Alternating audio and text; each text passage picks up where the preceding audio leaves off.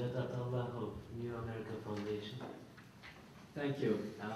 Thank you, Kader, and thank you for SEDA and Inside Turkey for hosting us. And I'm really privileged to be on a panel with these not only great analysts, but my new best friend, Ambassador Sam.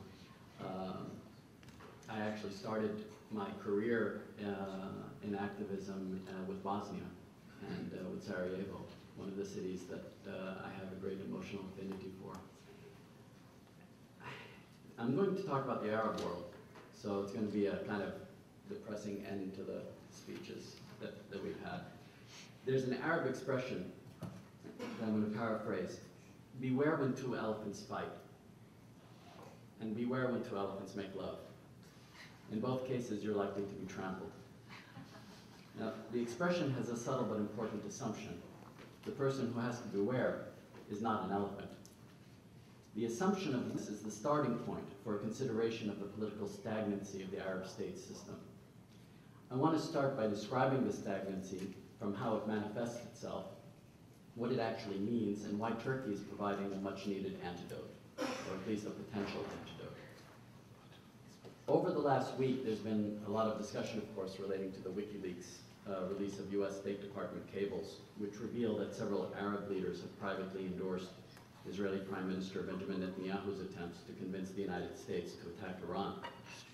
Shibli Telhami has a good piece in the National Interest yesterday. Mark Lynch has a couple of good pieces in foreignpolicy.com, and Yusuf Menayer has a good piece today for those who provide an analysis of why these cables don't actually mean what conventional wisdom is trying to use them to say, which is that, of course, now the U.S. must go to war because the Arabs and the Israelis agree that we have to go to war.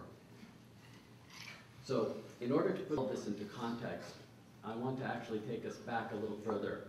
I'm American, I grew up in the United States. As you know, in the United States, we don't have historic memory, so we tend not to think past yesterday or the day before yesterday. So I'm going to go all the way back to 1980, when Iraq invaded Iran. Back then, many Arab governments were horrified at the potential instability to their own regimes that would result, or that could result, from the precedent of a mass, and if you remember at the time, it was a non-violent revolution on the side of the Iranian people against the Shah's regime. And it was the overthrow of a US-backed autocrat by the people. The Iraqi invasion of Iran, the subsequent Iraqi invasion of Iran, was met with significant Arab support except from Syria. Even the PLO ultimately joined in, despite the fact that Palestinians had an emotional affinity with the Iranian Revolution.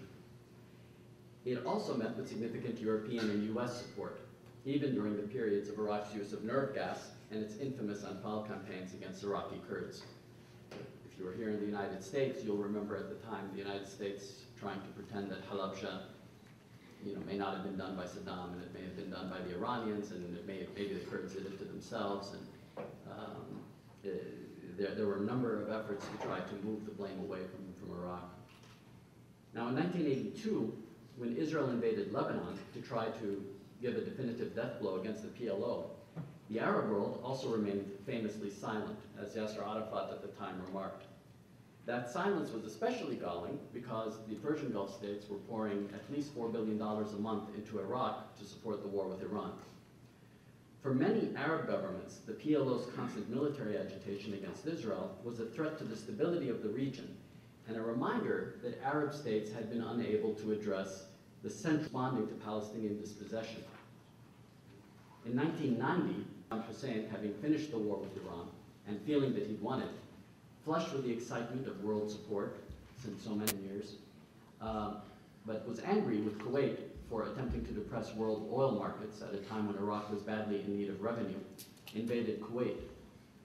The Arab governments, Syria included this time, largely supported the US drive to not only force a withdrawal of Iraqi forces from Kuwait, and this is important, but to also destroy Iraq's civilian and military infrastructure. Most importantly for Iraqis, perhaps, they also worked hard to states to allow Saddam Hussein to stay in power and to crush the Iraqi uprising when the Iraqis rose up after the war to try to overthrow Saddam. Nearly 250,000 Iraqis died in that uprising.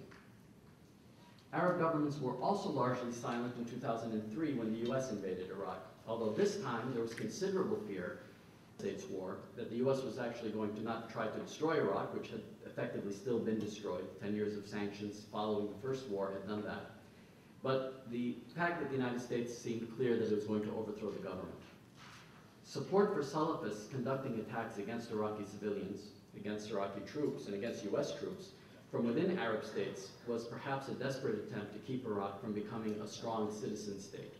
A goal that will still be difficult under any circumstance and under the best of circumstances. Now again in 1996 and 2006, when Israel went to war in Lebanon, many Arab governments had difficulty hiding their tacit support for Israel, at least in the first days of the war, just as they had trouble hiding their tacit support when Israel attacked the Gaza Strip in 2007.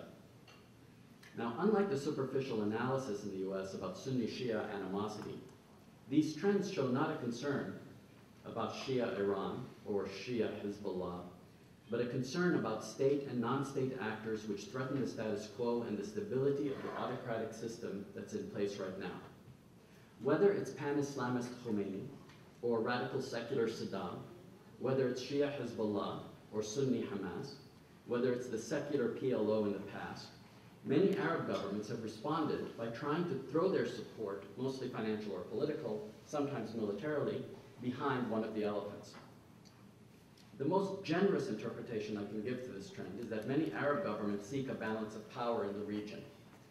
But that, I think, is an overly generous interpretation. Rather, I describe it as a balance of weakness.